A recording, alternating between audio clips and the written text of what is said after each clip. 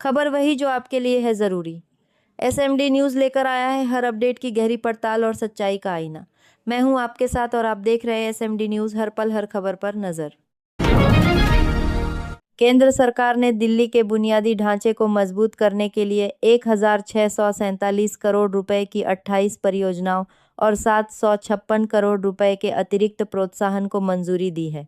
मुख्यमंत्री रेखा गुप्ता ने इसे दिल्ली के विकास में मील का बनाने वाले हैं पत्थर बताया है। इस राशि से मेट्रो विस्तार, बारापुला कॉरिडोर, फ्लाईओवर और इलेक्ट्रिक वाहन चार्जिंग स्टेशन जैसी महत्वपूर्ण परियोजनाओं को नई गति मिलेगी। इस बीच आ रही है चीन से एक बड़ी खबर। टाइफून बावी और भीषण बाढ़ ने चीन, ताइवान और ताजिकिस्तान में भारी तबाही मचाई है, जिससे लगभग 18 लाख लोग बेघर हो गए हैं। चीन के गुआंगसी प्रांत में हालात बेहद गंभीर है, जहां बाढ़ के कारण ब्रीडिंग फार्म से सैकड़ों जहरीले सांप सड़कों पर आ गए हैं। सड़कों पर गाड़ियां तिनकों की तरह बह रही है और राहत कार्यों में भारी बाधा आ रही है, जिससे लाखों जिंदगियां खतरे में हैं। कर्नाटक के बेलगावी में आयोजित राष्ट्रीय स्वयंसेवक संघ की अखिल भारतीय प्रांत प्रचारक बैठक संपन्न हुई, जिसमें 226 पदाधिकारियों ने भाग लिया। बैठक में संघ शिक्षा वर्गों की समीक्षा के साथ शाखा विस्तार और शताब्दी वर्ष के कार्यक्रमों पर चर्चा हुई। साथ ही नशीले पदार्थों के बढ़ते दुष्प्रभाव, जनसंख्या असंतुलन की चुनौतियों और राम मंदिर दान पात्र में हुई गड़बड़ी पर चिंता व्यक्त करते हुए सख्त कार्रवाई की अपेक्षा जताई गई।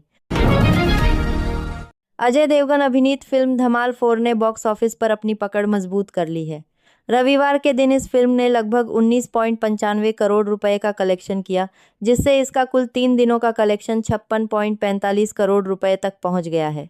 धमाल फ्रेंचाइजी की पिछली फिल्मों की तुलना में यह फिल्म बेहतरीन प्रदर्शन कर रही है, जबकि सिनेमाघरों में मौजूद अन्य फिल्मों अल्फा और वेलकम टू द जंगल की कमाई पर इसका सीधा असर पड़ा है।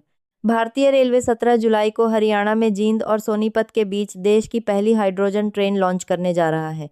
हाइड्रोजन फ्यूल सेल तकनीक पर आधारित यह ट्रेन पर्यावरण के अनुकूल ग्रीन ट्रांसपोर्ट को बढ़ावा करेगी और जींद सिटी, गोहाना सहित कुल 12 स्टेशनों पर रुकेगी। 10 कोच वाली यह ट्रेन 75 किलोमीटर प्रति घंटा की गति से चलेगी और रोजाना 2 राउंड ट्रिप लगाएगी। दिल्ली एनसीआर में फिलहाल मानसून सुस्त है, जहां आज और कल बारिश की उम्मीद कम है और तापमान 38 डिग्री सेल्सियस तक रह सकता है। वहीं उत्तर मध्य और पूर्वोत्तर भारत के कई राज्यों में 17 जुलाई तक भारी से बहुत भारी बारिश का अलर्ट जारी किया गया है। यूपी, उत्तराखंड, बिहार, एमपी, छत्तीसगढ़ और झारखंड सहित अन्य राज्यों में गरज चमक और तेज हवाओं के साथ बारिश होने का अनुमान है। विभाग ने जलभराव वाले क्षेत्रों से बचने की सलाह दी है। तेलंगाना के रंगारेड्डी जिले स्थित जनवाड़ा के सरकारी स्कूल में अब रोबोटिक शिक्षक छात्रों को पढ़ाएंगे। इंडस इंटरनेशनल स्कूल और राज्य सरकार के बीच हुए समझौते के तहत यहां 3 रोबोट तैनात किए जाएंगे, जिससे यह सुविधा पाने वाला यह राज्य का पहला सरकारी स्कूल बन गया है। इस पहल का उद्देश्य आधुनिक तकनीक के माध्यम से गुणवत्तापूर्ण शिक्षा, नेतृत्व कौशल और बेहतर शैक्षणिक वातावरण प्रदान कर सरकारी स्कूलों के लिए एक नया मॉडल स्थापित करना है। मध्य प्रदेश के मुख्यमंत्री डॉक्टर मोहन यादव ने my youth my pride conclave में घोषणा की कि वर्ष 2027 प्रदेश की युवा शक्ति को समर्पित होगा। उन्होंने डिजिटल कंटेंट क्रिएटर्स के लिए डिजिटल कंटेंट अवार्ड शुरू करने का ऐलान किया। सरकार युवाओं को रोजगार, शिक्षा, जन और ग्रामीण होम स्टे के लिए आर्थिक सहायता दे रही है। मुख्यमंत्री ने युवाओं से सकारात्मक बदलाव और प्रदेश के विकास में सक्रिय भागीदारी का आह्वान किया। थलपति विजय की बहुप्रतीक्षित फिल्म जननायकन को ब्रिटेन में बिना किसी काट-छांट के रिलीज किया जाएगा। लंदन स्थित वितरक अहिंसा एंटरटेनमेंट ने पुष्टि की है कि फिल्म को वहां 15+ रेटिंग मिली है रूप में सिनेमाघरों में प्रदर्शित होगी।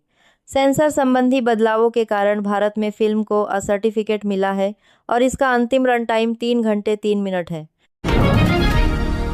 अमेरिकी सेना ने डोनाल्ड ट्रंप के अल्टीमेटम की समय सीमा समाप्त होते ही ईरान की 2386 किलोमीटर लंबी तटरेखा पर अब तक का सबसे भीषण हमला किया है। फारस की खाड़ी से ओमान की खाड़ी तक फैले 140 से अधिक सैन्य ठिकानों को निशाना बनाकर अमेरिका ने यह स्पष्ट कर दिया है कि उसकी रणनीति अब केवल हॉर्मुज जलडमरू मध्य तक सीमित नहीं है, बल्कि संपूर्ण खाड़ी क्षेत्र में ईरानी सैन्य प्रभाव को पूरी तरह से समाप्त करना है। मुख्यमंत्री योगी आदित्यनाथ ने गोरखपुर में समाजवादी पार्टी और कांग्रेस पर कड़ा प्रहार करते हुए उन पर हिंदू आस्था के अपमान और राम भक्तों के दमन का आरोप लगाया है। उन्होंने कहा कि विपक्ष विकास कार्यों में बाधा डाल रहा है और उनका इतिहास विवादों से भरा रहा है। योगी ने डबल इंजन सरकार की सराहना करते हुए कहा कि भाजपा विरासत का सम्मान और तीव्र विकास सुनिश्चित कर रही है। पश्चिम बंगाल सरकार ने राज्य में यूनिफॉर्म सिविल कोड लागू करने की दिशा में बड़ा कदम उठाते हुए जस्टिस रंजना प्रकाश देसाई की अध्यक्षता में 9 सदस्यीय विशेषज्ञ कमेटी का गठन किया है। यह कमेटी प्रस्तावित बिल के ड्राफ्ट की समीक्षा करेगी और जनता की राय लेकर 4 से 6 सप्ताह के भीतर सिफारिशें सौंपेगी। इसके बाद सरकार अगस्त विधानसभा सत्र में बिल पेश कर सकती है, जिसमें समान संपत्ति अधिकार और विवाह नियमों जैसे सुधार शामिल है।